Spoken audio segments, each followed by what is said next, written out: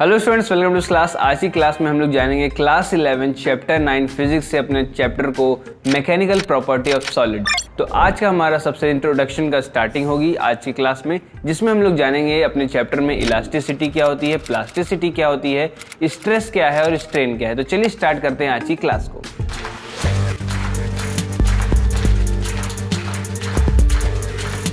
तो इस चैप्टर की स्टार्टिंग हम लोग करते हैं चैप्टर के नाम से। चैप्टर का नाम क्या हमारा दे रखा है, मैकेनिकल प्रॉपर्टी ऑफ सॉलिड। यानी कि इसको इस चैप्टर में क्या जानना है, मैकेनिकल प्रॉपर्टी जाननी है सॉलिड की। अब मैकेनिकल प्रॉपर्टीज क्या प्रॉपर्टीज होती है इसको जान लेते हैं। तो मैकेनिकल प्रॉपर्टीज वो प्रॉपर्टीज होती है जैसे किसी भी ऑब्जेक्ट या फिर किसी भी बॉडी की हमको स्ट्रेंथ पता चले, या फिर उसका कैरेक्टर में हम लोग जान सके कि क्या उसकी स्ट्रेंथ है, क्या उसकी डक्टिलिटी है, क्या उसकी इलास्टिसिटी है, और तमाम ऐसी सारी चीजें। ये सारी चीजें हम मिल करके हमको बताती हैं कि उस बॉडी की या फिर उस ऑब्जेक्ट की क्या हमारी कैरेक्टर है या फिर किस तरीके का बिहेवियर वो शो करता है। तो इसी चैप्टर में हम लोग जानेंगे कि सॉलिड की ऐसी क्या प्रॉपर्टीज हैं या फिर ऐसी क्या बिहेवियर है। ठीक है, तो सबसे पहले इस चैप्टर में हमको बात आती है इलास्टिसिटी की। इलास्टिसिटी में आप लोग के दिमाग में सबसे पहला क्या ख्याल आता है कि रबर बैंड का ख्याल आता है कि रबर बैंड को जो हम लोग स्ट्रेच करते हैं वो लंबा हो जाता है, फिर वापस अपनी पोजीशन पर आ जाता है। तो वो क्या शो करता है, क्या बिहेवियर शो करता है, इलास्टिक बिहेवियर शो करता है। तो ये क्या जो हमारा सॉलिड ऑब्जेक्ट हुआ, ये क्या हुआ हमारा इलास्टिक हुआ, क्योंकि हम लोग इस चैप्टर में सॉलिड की बात करेंगे। ठीक है, तो ये जो सॉलिड ऑब्जेक्ट हुआ ये क्या हमारा हुआ, इलास्टिक हुआ। सिंपल सी बात है। ऐसे दूसरे एग्जांपल की अगर हम लोग बात करें तो हमारे स्पंज वाला एग्जांपल हो सकता है। स्पंज आप ले सकते हैं, डेली यूज में भी आप उसको देख रहे हैं। जैसे कि आपका रबर बैंड था, उसको भी आप क्या करते हैं, जब प्रेस करते हैं वापस वो अपनी पोजीशन में आ जाता है, यानी कि वो क्या कैसा बिहेवियर शो कर रहा है, इलास्टिक बिहेवियर शो कर रहा है। ऐसे एक एग्जांपल है हमारा ट्रैम्पोलिन वाला। ट्रैम्पोलिन वाले केस में भी आप देखते हैं कि जब उसके ऊपर कोई भी प्रेशर एक्सटर्नल फोर्स लगता है, ऐसे प्लेन रहता है, जब एक्सटर्नल फोर्स लगता है तो इस तरीके से नीचे मूव कर जाता है और फिर वापस अपनी पोजीशन पर आ जाता है। तो जैसे कोई उस पर जंप कर रहा होता है तो वो ऊपर हो जाता है। तो उस केस में भी क्या हुआ, उसने अपनी ओरिजिनल पोजीशन को क्या किया, चेंज किया, फिर वापस अपनी ओरिजिनल पोजीशन पर वो आ गया। इस तरीके से गया, फिर वापस आया, फिर इस तरीके से हो गया। तो इसमें क्या हुआ, अपनी ओरिजिनल पोजीशन को क्या कर रहा है, चेंज कर रहा है। यानी कि जैसे अगर हम लोग डायग्राम के थ्रू समझें, डायग्राम के थ्रू अगर आप इसको समझना चाहें तो इस तरीके से आप समझ सकते हैं कि ये हमारा क्या है, ट्रैम्पोलिन है, इस पे एक्सटर्नल फोर्स लग रहा है, फिर उसके बाद ये इस तरीके का मूवमेंट कर रहा है, यहाँ तक चला आ रहा है। यानी कि क्या हुआ, पॉइंट ए से पॉइंट बी तक क्या मूव किया। ठीक है, आगे चल करके ये भी आपको हो सकता है कि निकालना पड़े कि कितना मूवमेंट हुआ या फिर कितना उसकी इलास्टिसिटी रही। ठीक है, ये सारे जो बिहेवियर रहा, फिर उसके बाद वो अपने ओरिजिनल पोजीशन पर आ जाता है। तो अब इसमें क्या हो रहा है कि आप देख रहे हैं कि जो ऑब्जेक्ट क्या कर रहा है, यानी कि अपने शेप और साइज को चेंज कर रहा है और वापस अपने ओरिजिनल पोजीशन में आ जा रहा है। वो क्या शो कर रहा है, हमारा इलास्टिक बिहेवियर शो कर रहा है। तो ऐसे जो सॉलिड क्या कहलाते हैं, हमारे इलास्टिक कहलाते हैं। ठीक है, इसमें जो बिहेवियर शो होता है वो इलास्टिसिटी का बिहेवियर शो होता है। आई थिंक कि इलास्टिसिटी आप समझ गए होंगे इससे पहले भी, क्योंकि आप जान रहे हैं कि इलास्टिक कैसे होते हैं या फिर इलास्टिक ऑब्जेक्ट कैसे होते हैं या फिर जो हमारा मटेरियल है वो कैसा होता है। ठीक है, अब इसके बाद हम लोग आगे बढ़ते हैं कि आगे क्या चीज़ें इसमें निकल के आती हैं। देखिए, क्योंकि इंट्रोडक्शन का पार्ट है तो ऊपर से हम लोग समझते हैं कि क्या इस टॉपिक में यानी इस चैप्टर में क्या क्या सारी चीज़ें हमको जाननी और समझनी है। ठीक है, तो उसके बाद हम लोग बढ़ते हैं अपने प्लास्टिक पे। अब प्लास्टिक क्या चीज़ है निकल के सामने हमारे आती है। जैसे जो ऑब्जेक्ट हमारा इलास्टिक नहीं है वो ही क्या है, हमारा प्लास्टिक है। जैसे फॉर एग्जांपल आप देख सकते हैं कि आप कोई भी हार्ड ऑब्जेक्ट ले लीजिए, जैसे हमारा ये मार्कर ही हो गया।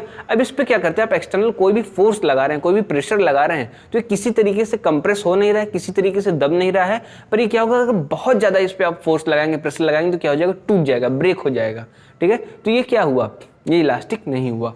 ठीक है, इलास्टिक क्यों नहीं हुआ, क्योंकि ये किसी भी तरीके से इस तरीके से परफॉर्म नहीं किया, ना ही ये बहुत दबा, अपनी पोजीशन पर वापस नहीं आया और ब्रेक हो गया। यानी कि इसके जो कह सकते हैं, अगर आप और डिटेल में जानना चाहें, जैसे और अच्छे से समझना चाहें, तो इसके जो मॉलिक्यूल्स थे, इंटरमॉलिक्यूल्स, वो क्या किए, ब्रेक हो गए। जो इसको बांध के रखे थे, इसके जो एक एक एटम्स को बांध के रखे थे, वो क्या हो गए, टूट गए। तो इस केस में ये किसी भी तरीके से इलास्टिक बिहेवियर नहीं शो किया।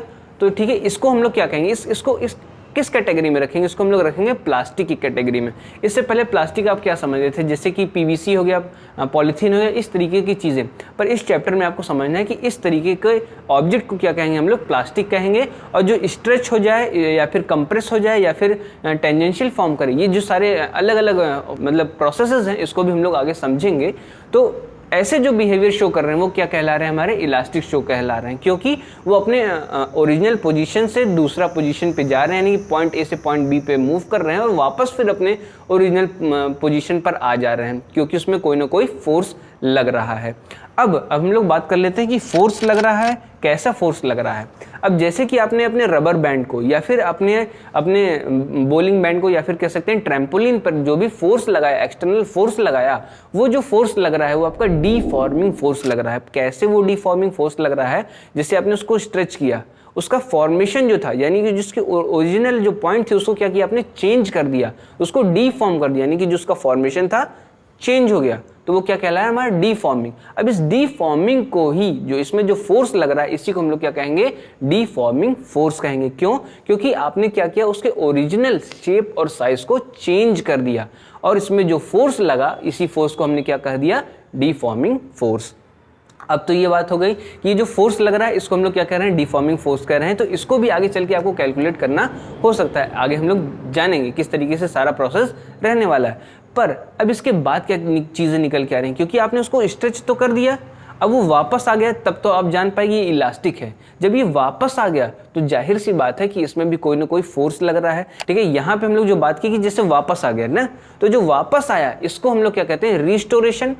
रिस्टोर हो गया यानी कि अपने ओरिजिनल पोजीशन पे वापस आ गया। तो अब जो ये रीस्टोर हो रहा है तो इसमें भी फोर्स लग रहा है, तो इसी रीस्टोरिंग फोर्स को हम लोग क्या कहेंगे, ये रीस्टोर, मतलब इस रीस्टोर को हम लोग क्या कहेंगे, रिस्टोरेशन फोर्स। इसके अंदर भी फोर्स लग रहा है। अब ये फोर्स कैसे लग रहा है, जैसे कि आपके एनसीईआरटी में एग्जांपल दे रखे हैं या फिर एक फिगर आप दे रखा है, आप देखे होंगे, तो वहाँ पे खूब ढेर सारे बॉल्स हैं और बॉल्स अटैच हो रखे हैं स्प्रिंग से। आपकी स्क्रीन पे भी ये फिगर आ जाएगा, यहाँ पे आप समझ सकते हैं। अब जैसे जाहिर सी बात है आप स्प्रिंग को जान ही रहे हैं अच्छी तरीके से, जब उसको आप दबा रहे हैं या फिर उसको फैला रहे हैं तो वापस अपनी पोजीशन पर आ रहा है। वही चीज़ यहाँ पर भी हो रहा है, जब उसको मूवमेंट किया जा रहा है तो वापस अपनी पोजीशन पर आ जा रहा है, तो यानी कि उसके अंदर कोई ना कोई फोर्स लग रहा है। वैसे ही जो स्प्रिंग मैकेनिज्म आपने डायग्राम में देखा या फिर उसके मूवमेंट को आपने गेस किया कि इस तरीके से इसमें मूवमेंट हो रही है, वही चीज़ किसी भी इलास्टिक ऑब्जेक्ट के अंदर हो रही होती है। यानी कि आपने उस पर फोर्स लगाया, वापस जो उसके अंदर यानी कि उसके जो इंटरमॉलिक्यूलर फोर्स एटम्स थे वो क्या किए, खींच लिए, वापस लगा, क्योंकि वापस आना चाह रहे थे। ठीक है, जैसे आपने फोर्स लगाया, वापस रिस्टोरिंग फोर्स लगा, वापस वो वहाँ पर आ गया। जो आप स्प्रिंग के मैकेनिज्म से उसको समझ सकते हैं कि उन बॉल्स को वापस उसी जगह पर ले आ जाता है। इसी तरीके की सारी चीज़ें इसमें हो रही हैं। तो इसमें देखिए एक आगे चल करके आप जानेंगे हुक्स लॉ, इसी पर बेस्ड है, लॉ ऑफ इलास्टिसिटी पे हुक्स लॉ है, उसको भी हम लोग अगली क्लास में जानेंगे जब हम लोग आगे की क्लासेस पर आगे बढ़ेंगे। इसी चैप्टर में आपका दे रखा है। अब हम लोग बात कर लेते हैं इसमें आगे। ये देखिए आपने क्या क्या जाना, आपने जाना कि इलास्टिसिटी क्या है, आपने जाना प्लास्टिक क्या है, फिर इसके बाद आपने जाना कि डीफॉर्मेशन फोर्स क्या है, रीस्टोरिंग फोर्स क्या है। ये सारी चीज़ें क्लियर हो गई। अगर इसमें कोई भी डाउट हो तो कमेंट करके ज़रूर पूछिएगा, मैं आपको फिर से उसको आपको वहाँ पे समझाने की कोशिश करूंगा। हो सकता है थोड़ा टाइम लगे, इसलिए आप उसको रिपीट मत करिएगा। ठीक है, अब हम लोग अपने आगे की क्लास में जानेंगे कि स्ट्रेस क्या होता है और स्ट्रेन क्या होता है, स्ट्रेस क्या होता है और स्ट्रेन क्या होता है, उनके टाइप्स क्या हैं, किस तरीके से वो अपने वर्क में परफॉर्म कैसे कर रहे हैं, इसको हम लोग जानेंगे अपनी अगली क्लास में। अगर आपको कोई भी डाउट हो तो जान रहे हैं आपको क्या करना है, कमेंट करना है। इस वीडियो को कोई भी पार्ट अगर आपको पसंद आया हो तो इस वीडियो को लाइक करना है। Thank you.